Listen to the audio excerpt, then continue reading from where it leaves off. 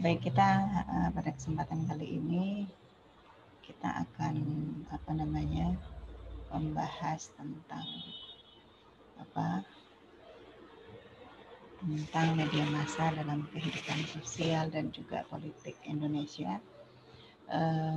Sejenak kita review sebentar ya yang kita bahas pada materi kita sebelumnya.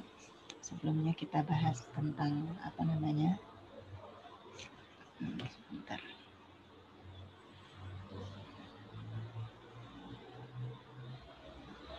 Sebelumnya kita sudah bahas tentang sejarah perkembangan media massa ya. Ada fase-fase yang kita semuanya kemarin kita sudah singgung, yang dalam dari fase lisan sampai ke fase tulisan sampai teknologi saat ini, semuanya perkembangan itu semuanya berkaitan dengan perkembangan teknologi.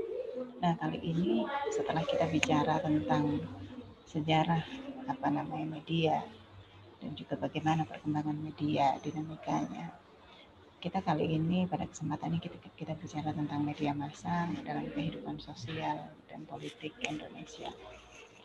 Nah, ada quote yang sangat sangat dalam McQuail. Jadi dalam bukunya tentang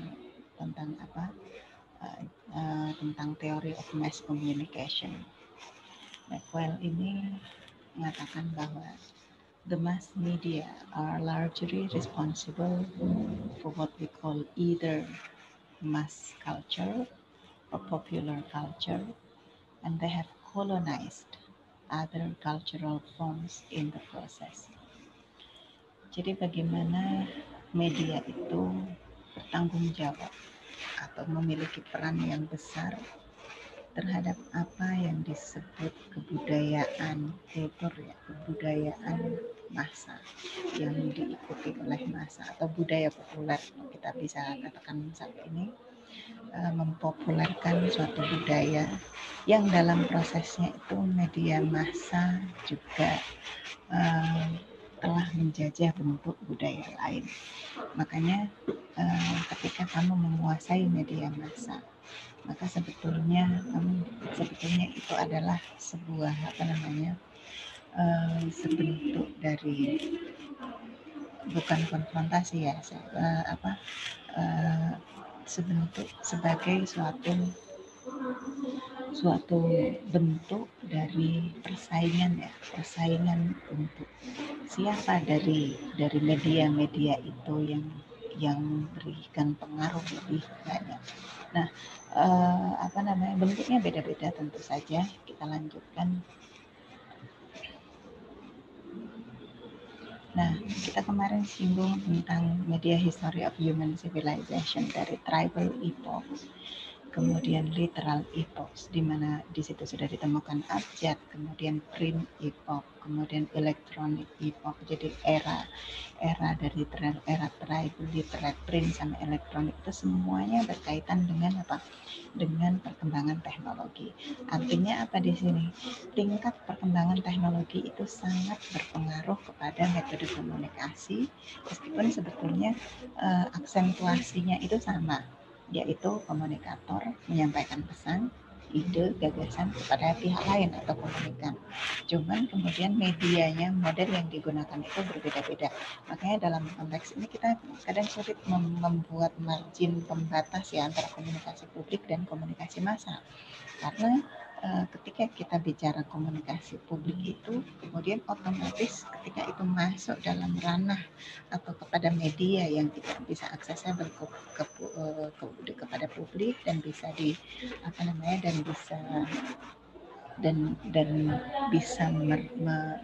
menjangkau publik yang heterogen, itu kita sudah bisa kategorikan itu juga sebagai komunikasi massa. Kemudian kita juga dari proses ini pun juga kita kemudian bisa simpulkan juga bahwa metode komunikasi dalam dunia kontemporer saat ini itu sebetulnya adalah suatu kolaborasi ya dari komunikasi verbal dan non-verbal yang meliputi banyak bidang. baik itu jurnalistik, hubungan masyarakat, periklanan, pameran atau eksposisi, propaganda dan juga publikasi. Makanya dari proses ini semuanya, ya kan, ini di satu sisi itu juga dipengaruhi dengan perkembangan teknologi, di sisi lain itu juga dipengaruhi dengan dengan dengan metode, kemudian metode-metode kontemporer ini juga saling mempengaruhi. Kemudian kita lihat sekarang ini kita lihat ketika bagaimana media dan kehidupan bermasyarakat. Sekarang kalau kamu lihat dari gambar-gambar ini, apa yang terbersit dalam benak kamu? Coba mungkin bisa kamu praktekkan mikrofonnya. Gambar-gambar ini menunjukkan apa? Kebudayaan, Bu. Kebudayaan dari masing-masing daerah, Bu. Kebudayaan, ini suatu festival kebudayaan. Kebudayaan. Gambar ini apa?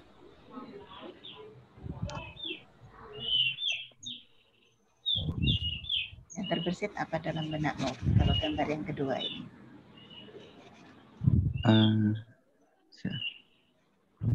Indonesia Festival. Apa kalau dalam benak kamu apa yang terbersit di situ? Ketika ini dalam konteks kita bicara tentang media dan kehidupan sosial.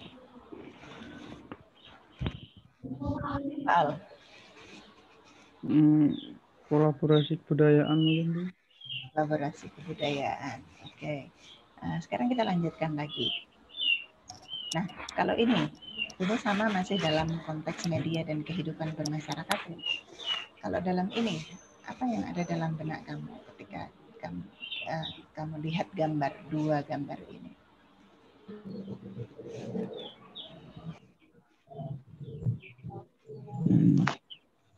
Ega, coba. Menurutmu apa? Kebudayaan orang Islam, Bu. Kebudayaan seorang Muslim. Oke. Siapa selanjutnya? Ada siapa lagi nih? Syahid.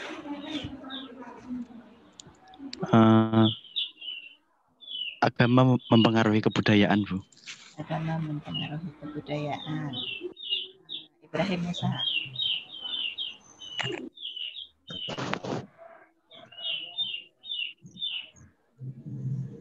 Menurutmu apa? Kalau lihat gambar-gambar ini yang terbersit dalam benak kamu dalam konteks media dan kehidupan bermasyarakat? Apa jadi budaya di masyarakat, Bu? Gimana? Coba diulang lagi, agak putus-putus suaranya. Kegiatan keagamaan di kebudayaan di masyarakat. Kegiatan keagamaan menjadi budaya di masyarakat. Baik, kita selanjutnya ya. Saya ada beberapa foto lagi. Nah, kalau ini apa? Siapa yang belum ini? Nurholis. Bisa lihat gambarnya ya? Iya. Kalau gambar ini gambar apa? Kalau yang saya tunjuk yang ini. Gambar apa ini? Seorang lagi berbelanja, Bu. Belanja. Kalau di sini ini menunjukkan apa? Sedang apa yang dipakai? Aku nggak ada gambar. Seperti, Bu. Sedang bersama-sama, Bu, dalam menari. Ya. Apa yang kamu lihat dari pakaiannya ini menunjukkan apa? Gaya kehidupan dari masing-masing seorang, Bu. Dan pakaiannya ini pakaian dari mana? Dari India. India. Tuh, kita lihat di sini bagaimana kehidupan masyarakat ya, konsumerisme, kemudian kita juga lihat bagaimana juga penetrasi budaya asing itu juga dikenalkan, dan itu kita tahu melalui proses apa? Melalui proses media. Baik, terima kasih. Nah, tapi di sisi lain, jadi kalau misalnya kita lihat ke belakang lagi ya, sebentar. Kalau misalnya kita lihat ke belakang lagi, coba tadi, jadi media itu banyak sekali peran bagaimana kontribusi media di situ. Makanya ada istilah bahwa negara yang medianya kuat dia bisa mempengaruhi budaya negara lain. Itu karena apa? Karena apalagi dalam konteks saat ini, ya kan, kita lihat bahwa akses informasi itu kan sangat mudah sekali, ya kan. Akses informasi itu juga mudah didapat, dan penetrasi budaya asing untuk dikenalkan, baik itu lewat jaringan TV, channel TV, apalagi sekarang TV itu kan bentuknya udah TV digital kan. Artinya siapapun dan dari rumah kamu bisa akses apa aja, baik itu yang channel-channel yang channel channel dalam negeri maupun channel luar negeri. Nah, ini juga kita lihat, misalnya bagaimana channel-channel dalam negeri itu tidak bisa memberikan, tidak cukup untuk memenuhi kebutuhan masyarakat, maka jangan heran kalau kemudian masyarakat kita pun juga akan meninggalkan itu, dan itu berpengaruh pada budaya, ya kan, berpengaruh pada budaya, berpengaruh kepada bagaimana gaya hidup, dan juga berpengaruh kepada kultur yang ada. Makanya seperti ini, kalau sekarang itu kan ada istilah apa? Ada istilah komunitas K-popers ya. Itu pun juga semacam semacam penegasan ya, yang bisa kita lihat, penegasan bahwa bagaimana budaya itu sebetulnya bagaimana media itu kemudian bisa mempengaruhi perubahan budaya pada masyarakat, nilai, dan juga tradisi dalam masyarakat. Ini kita lihat juga di satu sisi kita ada komunitas K-popers, tapi di sisi lain kita juga punya komunitas seperti ini. Ini kan hijab squad, kemudian komunitas-komunitas hijrah ini juga ini ada. Kemudian makanya kita lihat, tapi di sisi lain tidak kemudian semuanya kemudian kita blaming ya, kita menyalahkan bahwa media ini semuanya membawa dampak negatif, enggak. Tetapi bagaimana kemajuan teknologi ini sebetulnya juga memudahkan kita. Yang paling konkret saja, kemajuan teknologi ini membantu kita untuk bekerja lebih efisien, ya kan? Seperti misalnya kita contohkan saat ini saja, dalam konteks saat ini kita lihat bagaimana pandemi ini kemudian memaksa kita untuk beradaptasi, dan dengan bantuan teknologi kita tetap bisa menyelenggarakan perkuliahan maupun meskipun kita tidak bisa langsung tatap muka. Ini juga dari mana kita tahu seperti ini? Ini kan kita tahu dari apa? Dari proses pengenalan tentang produk-produk baru, pengenalan tentang transformasi teknologi yang itu bisa mendukung proses pembelajaran jarak jauh. Ini juga dari apa? Ini juga kontribusi media. Makanya ketika kita bicara dalam konteks media dan kehidupan bermasyarakat, kita tidak kemudian melulu mengatakan bahwa media ini membawa dampak yang negatif, tetapi kita juga harus melihat sudut pandang yang positif, blessing ya, berkah dari apa yang diberikan media oleh kita semuanya. Makanya di sini kita bisa simpulkan, jadi artinya apa?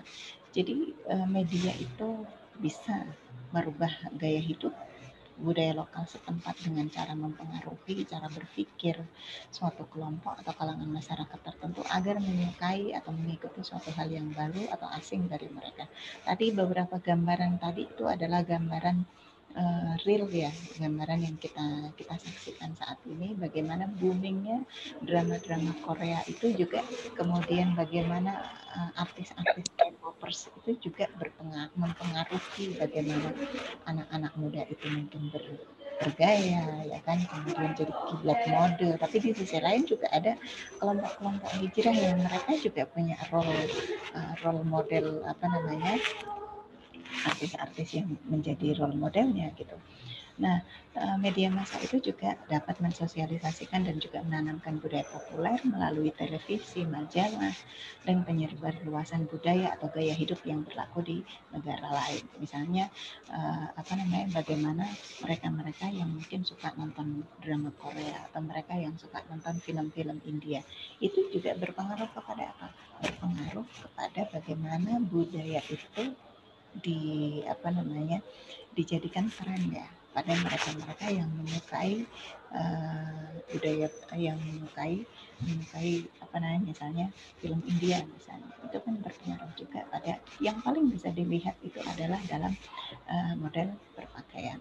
Kemudian karena apa? Ketika budaya itu kemudian menjadi populer, ya kan? Kalau dulu mungkin kita pernah pada fasenya kita selalu mengeluhkan bagaimana film-film Barat itu keren, bagaimana budaya Barat itu keren. Tapi sekarang ini kita bergeser jadi ada perebutan pengaruh budaya di situ. Bergeser bagaimana drama-drama Korea itu masuk menggeser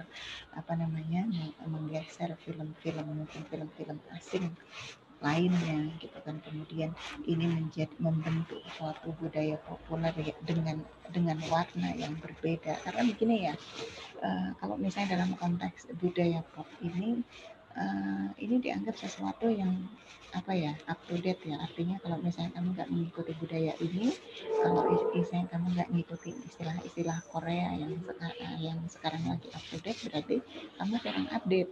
Jadi kan ini menjadi bagaimana budaya populer ini dianggap banyak kalangan sebagai sesuatu yang kekinian, yang modern dan juga up to date gitu. Kemudian media massa juga mempunyai dampak yang positif juga apabila arahnya menuju proses modernisasi, artinya apa? Sosialisasi gaya hidup yang positif dan modern ini juga di satu sisi menimbulkan pengikisan budaya lokal setempat.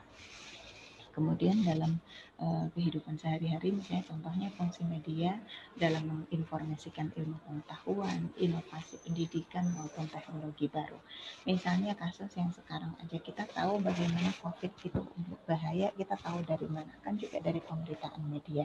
Nah, nanti kita akan bicara tentang bagaimana proses media.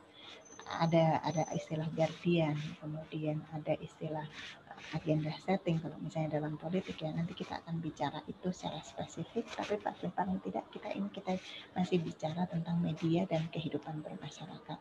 Jadi meskipun ya kan bagaimana dampak dari media itu terhadap budaya-budaya lokal, bagaimana itu juga nanti kita akan bicara itu. Baiklah, selanjutnya sekarang kalau misalnya dalam ranah politik, media massa ini juga sebagai subsistem dari sistem politik. Karena apa? Ketika kita bicara tentang pilar demokrasi itu adalah independensi antara, jadi ada namanya pembagian kekuasaan baik itu level legislatif, level eksekutif dan level yudikatif. Ini adalah pilar demokrasi, yang artinya kemudian pilar keempat itu adalah kebebasan pers. Jadi artinya di sini ketika dalam konteks politik, media itu adalah sebagai corong suara masyarakat yang sampai ke media. Makanya kekuatan media massa itu juga digunakan oleh pemerintah maupun suatu kelompok masyarakat tertentu di suatu pemerintahan untuk mempengaruhi opini publik. Ini juga penting. Nanti kita akan bicara ini secara spesifik, tapi kita sekarang bicara secara general dulu. Nah, kalau misalnya kamu pernah tapi saya Harold Laswell ya, dalam bukunya itu, jadi kalau kita bicara tentang komunikasi politik, maka setiap orang mesti mengenal tentang Harold Laswell. Jadi dia mengatakan tentang bahwa the study of politics is the study of influence and the influential. Jadi ilmu tentang politik itu adalah ilmu tentang pengaruh dan kekuatan pengaruh itu sendiri. Makanya dan ini adalah media massa berperan dalam ini, bagaimana membentuk opini publik. Makanya jangan kamu kira bahwa popularitas pemerintahan itu adalah murni dari apa namanya adalah juga kontribusi dari media.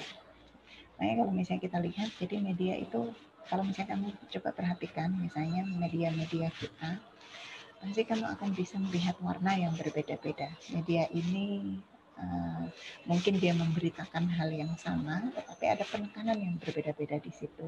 Nah, disinilah sebetulnya bagaimana membangun opini publik dan sekaligus mendiversifikasi ya, membuat opini publik itu terpecah-pecah.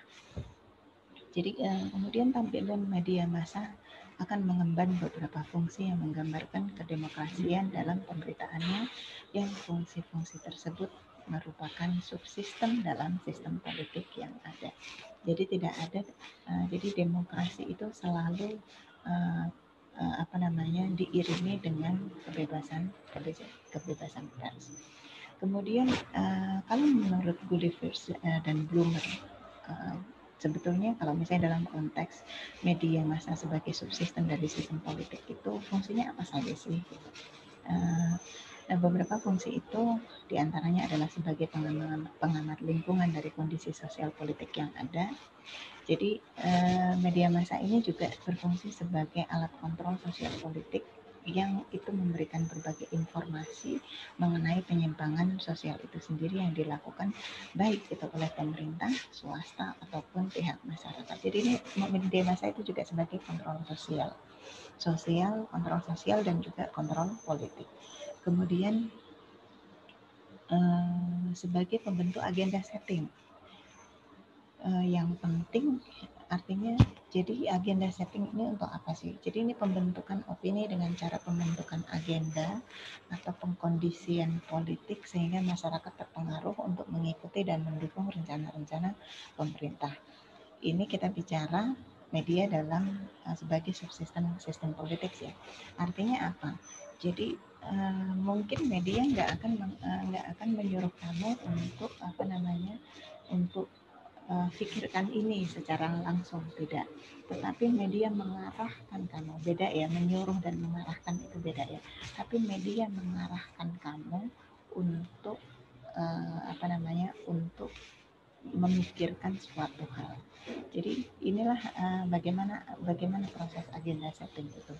Kemudian media massa juga mampu menjadi tempat berdialog tentang perbedaan pandangan yang ada dalam masyarakat atau di antara pemegang kekuasaan. Hari ini ada perbincangan menarik yang tadi diangkat oleh Kompas TV dalam perbincangan pagi, yaitu tentang tentang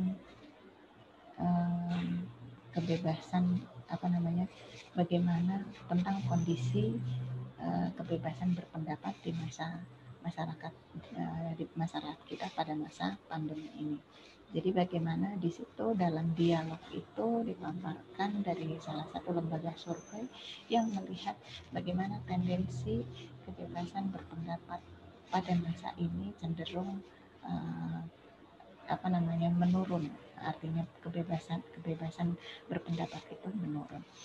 Ini bukan hanya dari pihak pemerintah saja, tetapi bukan artinya pelakunya itu pemerintah saja, tetapi juga masyarakat sendiri. Nah, nanti coba kamu baca itu. Ini artinya dalam saya titik beratkan pada proses dialognya. Artinya apa?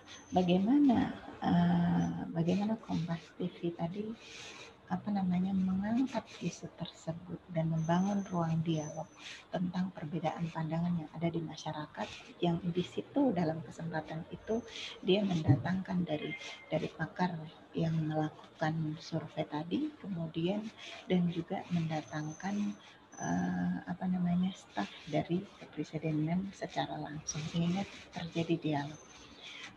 Yang artinya dan itu bisa diakses oleh publik.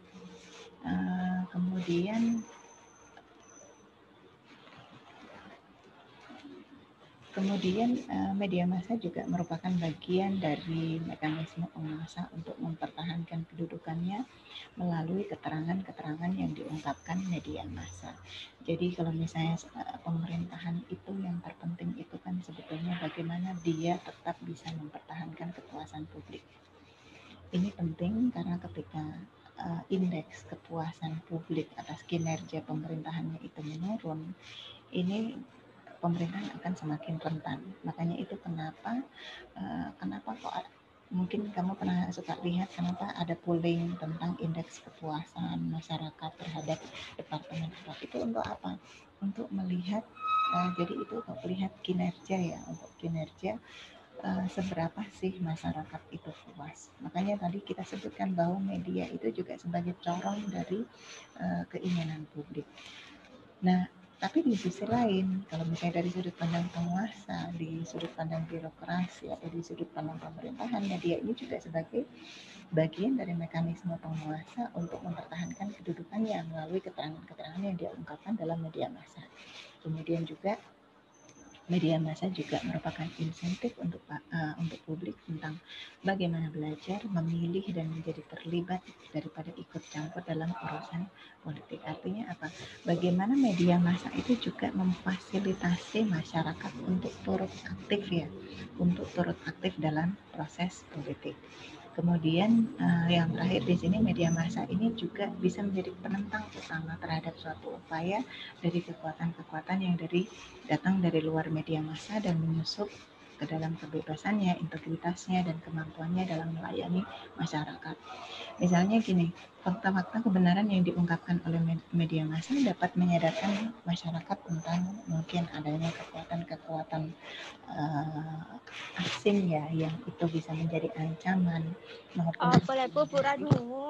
maupun intimidasi dari pihak-pihak tertentu yang mencoba mengkaburkan suatu permasalahan.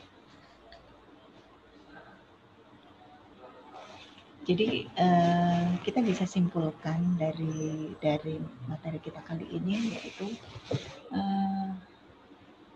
kita tadi singgung bagaimana media itu dari sudut sosial, politik, dan juga artinya perkembangan pers Indonesia ini sedikit banyak telah menjelma sebagai the fourth estate ya, the fourth estate di samping lembaga eksekutif, legislatif, dan juga yudikatif. Kemudian sistem komunikasi politik di Indonesia dikembangkan dengan dasar komunikasi yang bebas dan bertanggung jawab karena ada kode etik yang itu menjadi kode umum yang mesti harus dipegang oleh semua pelaku media. Jadi meskipun setiap media massa itu bebas memberitakan satu hal, selama itu dalam tanda kutip tidak bertentangan dengan aturan yang berlaku dan tidak membahayakan kepentingan negara dan masyarakat. Kemudian media massa juga berfungsi menyuarakan suara pembangunan dan juga program-program kerja pemerintah, menyuarakan ide-ide politik, kemudian juga membina tumbuhnya kebudayaan politik yang baik, memelihara dan juga mewariskan pada generasi selanjutnya. Nah, makanya apa sih harapannya dari media itu? Media massa di Indonesia juga diharapkan untuk apa? Untuk dapat mendidik masyarakat supaya lebih memahami bagaimana perkembangan situasi politik nasional yang sebenarnya. Dan media juga harus mampu menampilkan pemberitaan secara adil, fair ya, kemudian faktual, walaupun meskipun tetap menganut asas kebebasan pers, tapi artinya apa? Artinya asas kebebasan pers itu juga dibatasi dengan undang-undang pers dan juga kode etik jurnalisme. Mungkin setelah ini kamu bisa coba browsing ya tentang apa saja sih itu kode etik jurnalisme. Jadi inilah yang kita kita bahas pada kesempatan kali ini tentang media dan juga bagaimana bagaimana komunikasi massa itu dalam konteks masyarakat modern saat ini.